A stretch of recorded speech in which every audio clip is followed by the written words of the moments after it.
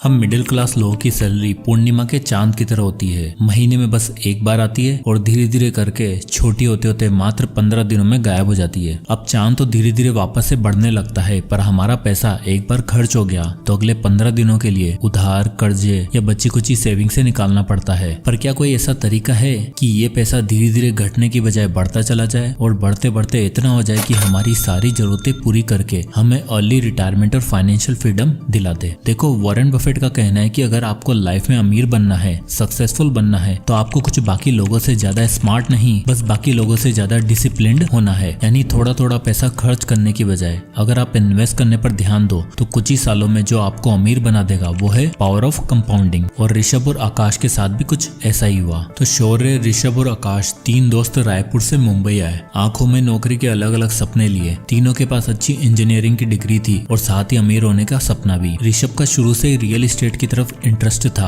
और आकाश का stock market की तरफ। तो वहीं शौर्य सिर्फ अपनी लाइफस्टाइल अच्छी बनाना चाहता था। शौर्य को लाइफ में हर चीज जल्दी चाहिए थी और लकीली तीनों में सबसे पहले नौकरी लगी भी तो शौर्य की। महीने की 30,000 तनख्वाह पे मुंबई में शौर्य ने सारे सपने पूरे करने का डिसीजन बना लिया। मुंबई का पार्टी कल्चर, लिविंग एक्सपेंसेस, खाना पीना और अलग अलग डेस्टिनेशन शौर्य को भी भाग गए और वो हर महीने ये सारी चीजें जरूर एक्सप्लोर करता। 23 साल का शौर्य अब ज्यादा समझदार और इंडिपेंडेंट हो चुका था। उसे फैमिली तो चलानी नहीं थी, बस अपना करियर बनाना था। इसलिए उसने ऋषभ और आकाश से अलग रहने का डिसीजन लिया, जहां उसके बाकी ऑफिस कलीग भी रहते थे। आए तो तीनों साथ थे, पर शौर्य अब अपने ऑफिस के पास वाली सोसाइटी में एक अपार्टमेंट में रहने लग गया था, जहां का रेंट था 10 से 12 हजार रुपए और ये जगह उसके ऑफिस से नजदीक भी थी। वहीं आकाश और ऋषभ ओल्ड पनवेल में रहते थे, जहाँ रेंट और प्रॉपर्टीज काफी सस्ते और अपॉर्चुनिटी ज्यादा। अब ऋषभ को शुरू से रियल एस्टेट में इंटरेस्ट था और जब वो पनवेल शिफ्ट हुआ तो शुरू के 3-4 महीने उसके पास नौकरी नहीं थी। वो अपने पिताजी से पैसे मंगवाकर अपना खर्चा चलाता। अब ऋषभ सिर्फ नौकरी नहीं ढूंढ रहा था, वो पनवेल में और नवी मुंबई में रियल एस्टेट प्रॉपर्टी पर स्टडी कर रहा था। 2009 में 23 साल का ऋषभ 10 रुपए की चाय और वड़ा पाव पर गुजारा करके इतनी इन्फॉर्मेशन हासिल कर चुका था कि बस उसे एक बड़ी न्यूज और एक बड़े अमाउंट की जरूरत थी। ऋषभ को पता चला कि नई मुंबई अगले 10-15 सालों में खूब डेवलप होने वाली है। यहाँ मेट्रो आने वाली है और ये ओल्ड पनवेल भी नवी मुंबई के डेवलपिंग हिस्सों में आने वाला है। तो ऋषभ ने एक रियल एस्टेट कंपनी में नौकरी पकड़ी, जहां उसकी तनख्वाह बहुत कम थी, मात्र 15,000 रुपए, पर इन्फॉर्मेशन का भंडार था। सडनली ऋषभ को पनवेल में एक ऐसी प्रॉपर्टी मिल गई जहां कंस्ट्रक्शन शुरू होने वाला था और वहां लैंड अलॉट हो रहे थे। ऋषभ ने अपने पापा को फोन करके 15 लाख रुपए इस प्रॉपर्टी में इन्वेस्ट करने के लिए कहा और ये वादा किया कि 10 साल के अंदर अंदर यहाँ डेवलपमेंट होने वाला है और हम इसी 3-4 प्रॉपर्टी खरीद के पूरी तरीके से फाइनेंशियली फ्री हो जाएंगे। अब एक इंडियन फादर कहाँ मानने वाले थे, पर कैसे भी करके ऋषभ ने उन्हें कन्विंस किया और 15 लाख रुपए डलवा लिए। साल 2011 में वो प्रॉपर्टी बनकर तैयार हो गई। उसके साथ ही वहाँ शॉपिंग कॉम्प्लेक्स, हॉस्पिटल, स्कूल बना। ऋषभ ने वो प्रॉपर्टी रेंट पर डाली और 2% का रेंटल यील्ड निकाला। अब ऋषभ की प्रॉपर्टी का दाम बढ़ते जा रहा था और शुरुआती 5 सालों में उसकी प्रॉपर्टी ने रंग दिखाना शुरू कर दिया और 5 साल में उसकी प्रॉपर्टी की वैल्यू 30,17,000 हो चुकी थी और उसे मंथली 60,000 रुपए रेंट आने लग गया था। साथ ही उसकी जॉब भी अच्छी होती जा रही थी। ये दिखाता है कि ऋषभ ने पैसा कमाने से भी पहले उसको ऐसी जगह इन्वेस्ट करने के बारे में सोचा जहां उसको फ्यूचर में इनकम आती रहे। वहीं दूसरी तरफ शौर्य 2011 में 25 साल का हो चुका था और अब उसकी लाइफ पूरी तरीके से चेंज हो चुकी थी। उसे मुंबई की फ्लैशी कल्चर की आदत लग चुकी थी और अब वो लाइफ के बड़े बड़े परचेज बिना कुछ सोचे समझे करने लग गया था। 50,000 सैलरी होने के बाद और 3 साल नौकरी करने के बाद शौर्य हर वो काम करने लग गया था जो उसके कलीग किया करते। उसके दोस्तों ने गाड़ी खरीदी तो शौर्य का भी मन हुआ कि अपनी गाड़ी ली जाए। भाई साहब शोरूम में जाते हैं और इन्हें पसंद आती है 6 लाख रुपए की सेडान गाड़ी। अब 6 लाख रुपए एक साथ तो नहीं थे, तो बनवा ली EMI।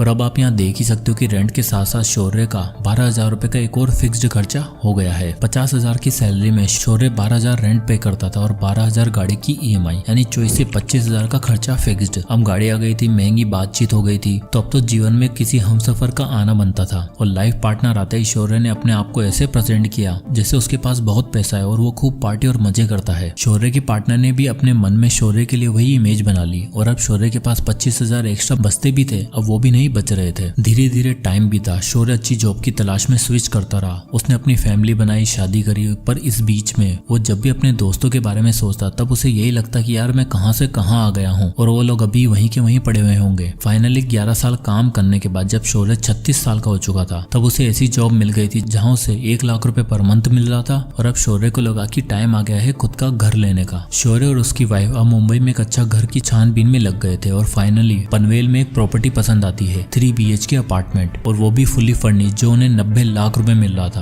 अब 1 लाख की सैलरी वाला आदमी, चलो दोनों मियाँ बीवी की कंबाइंड इनकम 2 लाख भी मान लो, तो 90 लाख तो एक साथ अफोर्ड कर नहीं सकते थे। इसलिए उन्होंने 20 लाख की सेविंग से डाउन पेमेंट करी और बचे 70 लाख की EMI बनवा ली। अब आप यहाँ देख ही सकते हो कि लगभग 58,000 पर मंथ की EMI पे उन्होंने फाइनली अपना ड्रीम हाउस ले ही लिया। सारा पेपर वर्क और लोन प्रोसीजर कंप्लीट होने के बाद जब प्रॉपर्टी ओनर का खुलासा हुआ तो शौर्य के होश ही उड़ गए। असल में जिस नवी मुंबई में शौर्य ने प्रॉपर्टी खरीदी थी वो ऋषभ की ही प्रॉपर्टी थी, एग्जैक्टली वही प्रॉपर्टी जो उसने 2011 में 15 लाख रुपए की खरीदी थी। और अब आप यहाँ देख ही सकते हो कि 11 साल बाद यानी 2022 में जब वो अपनी प्रॉपर्टी बेचने गया तब उसकी वैल्यू 69,78,000 रुपए हो चुकी थी और उसने शौर्य को वही फ्लैट 90 लाख रुपए में बेचा। दरअसल ये परिवर्तन इसलिए हो पाया क्योंकि 2011 में दिखने वाला पनवेल अब 2022 में कुछ ऐसा दिखता था, जहाँ सब कुछ पूरी तरीके से डेवलप्ड हो चुका था। ऋषभ ने जो स्पेकुलेट करके प्रॉपर्टी का दाव खेला था वो बिल्कुल सही बैठा और अपनी नौकरी के साथ और कमाई हुई अर्निंग्स को वापस रियल एस्टेट में इन्वेस्ट करते करते अब उसके पास नवी मुंबई में 4 प्रॉपर्टीज थी, जिसमें से एक खरीदी शौर्य ने। तो जैसे ही शौर्य ने ऋषभ को देखा वो हैरान हो गया और ऋषभ ने उससे मिलने के बाद बताया कि भाई मैंने इन 13 सालों में 4 प्रॉपर्टी खरीद ली है। दरअसल मैं नवी मुंबई में तब इन्वेस्ट किया था जब वो डेवलप हो रही थी और रियल एस्टेट इकलौती ऐसी चीज है जो इन्फ्लेशन के दायरे में इतनी नहीं आती। उल्टा इन्फ्लेशन के साथ साथ रियल एस्टेट भी ग्रो होता है और साथ ही बढ़ती प्रॉपर्टी के रेट्स भी और आसपास होती डेवलपमेंट के साथ रेंट भी इंक्रीज हो जाते हैं, यानी पावर ऑफ कंपाउंडिंग के साथ पावर ऑफ रेंटिंग भी। 36 की एज में ऋषभ के पास इतना पैसा था कि वो आराम से रिटायर हो सकता था और उसका एसेट उसे पैसा कमाकर दे रहा था। वॉरेन बफेट कहते हैं, if you don't find a way to make money while you sleep you will be working till your last breath. और कुछ ऐसा ही हाल था शौर्य का। इन दोनों में बातचीत चली रही थी कि इतने में आकाश का जिक्र हुआ। शौर्य ने पूछा कि आकाश कहाँ है आजकल, नौकरी के लिए कहीं धक्के तो नहीं खा रहा? तो ऋषभ ने बताया, नहीं भाई, उसकी गेम तो एकदम अलग है। उसने 2 साल नॉर्मल जॉब करने के बाद दलाल स्ट्रीट में नौकरी करी और अब वो वहीं पर प्लेस्ड है। रुक, उसको भी बुलाता हूँ। आकाश का इंतजार करते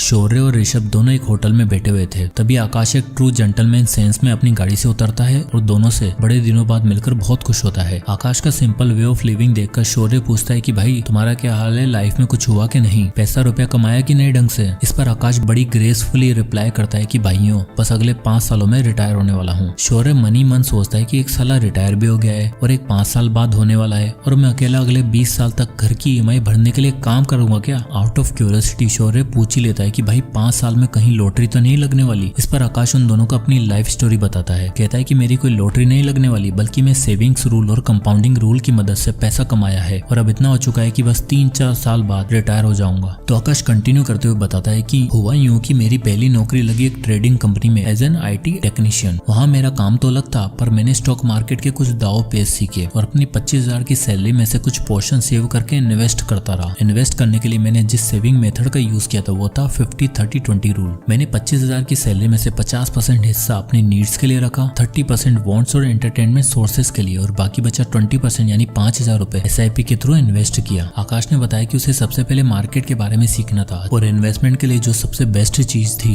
वो था इंडेक्स फंड। इसलिए उसने 5,000 रुपए इंडेक्स फंड में SIP करने का फैसला लिया। इंडिया में निफ्टी 50 इंडेक्स फंड सालाना 10 से 12% का रिटर्न देता है और स्टॉक इस बीच में कैसे परफॉर्म करते हैं आकाश ने अच्छे से सीख लिया था। 5 साल इन्वेस्ट करने के बाद और स्टॉक मार्केट के बारे में सीखने के बाद आकाश को समझ आ चुका था कि अब अगर पैसा कमाना है और अर्ली रिटायरमेंट चाहिए तो अपना बिजनेस बिल्ड करने के साथ साथ इन्वेस्टिंग शुरू करनी होगी। आकाश अब अपनी जॉब के साथ साथ फ्रीलांस फाइनेंशियल असिस्टेंट भी दिया करता था। 28 की उम्र में जहां लोगों को समझ नहीं आता कि UPSC की पढ़ाई करें या नौकरी करें, वहीं आकाश 3 काम करके पैसा कमा रहा था और महीने का 1 से सवा लाख रुपए अर्न कर रहा था। इसके बाद आकाश ने बताया कि सबसे पहले मैंने जो 5 साल SIP से पैसे बनाए थे उसको मैंने विड्रॉ किया। उसने बताया कि 5 सालों में उसने निफ्टी 50 इंडेक्स फंड जो उन्हें एवरेज सालाना 10 से 12% का रिटर्न दे रहा था, वहां से उसके 5,000 रुपए 10% के स्टेप अप से 5 सालों में 4,92,000 रुपए बन चुके थे। इन 4,92,000 में से उसने 8,000 एक्स्ट्रा ऐड किए और सबसे पहले 5 लाख रुपए की लमसम इन्वेस्टमेंट करी स्टॉक्स में। इस स्टॉक पोर्टफोलियो में उसे 17% का एवरेज रिटर्न मिल रहा था और आप 10 साल बाद देख ही सकते हो उसके पास कितना पैसा हो चुका होगा, 24 लाख रुपए। पर आकाश जानता था कि अर्ली रिटायरमेंट के लिए सिर्फ इतना काफी नहीं था, इसलिए उसने निफ्टी 50 इंडेक्स फंड में फिर से SIP करने का फैसला किया, पर इस बार 5,000 की नहीं बल्कि एक तगड़े अमाउंट की। आकाश चाहता था कि वो मात्र 10 से 12 साल में 1 से 1.5 करोड़ के अमाउंट को सिक्योर करने के बाद रिटायर हो जाएगा, जिसके लिए उसने डिसाइड किया कि हर महीने वो 1,20,000 की इनकम में से 30,000 पर मंथ इन्वेस्ट करेगा और 732 रूल कंपाउंडिंग का यूज करेगा। तो ये 732 रूल ऑफ कंपाउंडिंग कहता है कि अगर आप एक सर्टेन अमाउंट हर साल 10% से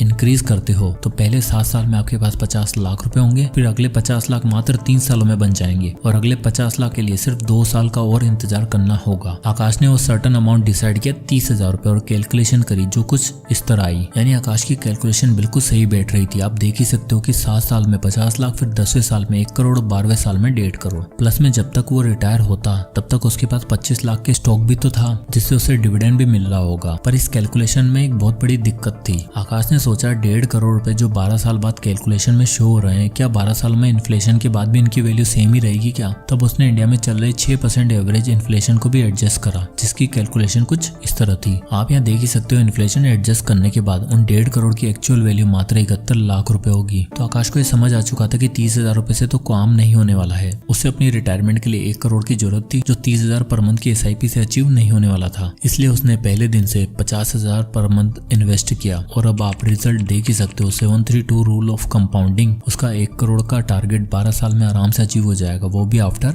इन्फ्लेशन। यानी अगर तीनों दोस्तों में देखा जाए तो आकाश ने बाकी दोनों को आराम से आउट प्ले कर दिया। चलो ऋषभ को तो रियल एस्टेट में पावर ऑफ कंपाउंडिंग देखने को मिल गई और 36 की एज में वो फाइनेंशियली फ्री भी हो गया। अब देखो रियल एस्टेट में आपको बल्क में कैपिटल चाहिए जो सही टाइम पे ऋषभ के पापा ने डाल दी। पर आकाश की टेक्निक और मल्टीपल इनकम सोर्सेज से पैसा कमाने की अप्रोच सबसे ज्यादा रियलिस्टिक और एप्लीकेबल लगती है, जिसको शौर्य ने कभी समझने की कोशिश ही नहीं करी। अभी 36 की एज में ऋषभ रिटायर हो चुका था और आकाश भी 3-4 साल बाद रिटायरमेंट लेने ही वाला था। पर शौर्य वो तो भी 20 साल और नौकरी करेगा क्योंकि उसके घर की EMI जो चुकानी है, बच्चे का महंगा स्कूल में एडमिशन करवाया है, उसकी फीस भी भरनी है और जो महंगी लाइफस्टाइल शुरू से बनाई थी उसे मेंटेन भी तो करना है, जिसमें आराम से 1 से 1.5 लाख रुपए खर्च हो ही जाएंगे। ये एक सबसे बड़ा डिफरेंस है रिच और मिडिल क्लास माइंडसेट के लोगों में। मिडिल क्लास माइंडसेट के लोग पैसा आते ही उसे 10 जगह खर्च करने की सोचते हैं। आप में से कितने ऐसे होंगे जिनकी सैलरी आने से पहले एक शॉपिंग लिस्ट रेडी होती है? कमेंट में यस लिखो। वही एक रिच माइंडसेट वाला इंसान सोचता है कि कितने सोर्सेज से पैसा कमाया जा सकता है और ले रिटायरमेंट कैसे ली जा सकती है। यानी मिडिल क्लास लोगों के पास होता है power of loans and EMIs जो उन्हें एक दिन बर्बाद कर देता है। वहीं अमीर लोगों के पास होता है पावर ऑफ कंपाउंडिंग जो उन्हें आबाद और फाइनेंशियली फ्री बना देता है। जय हिंद।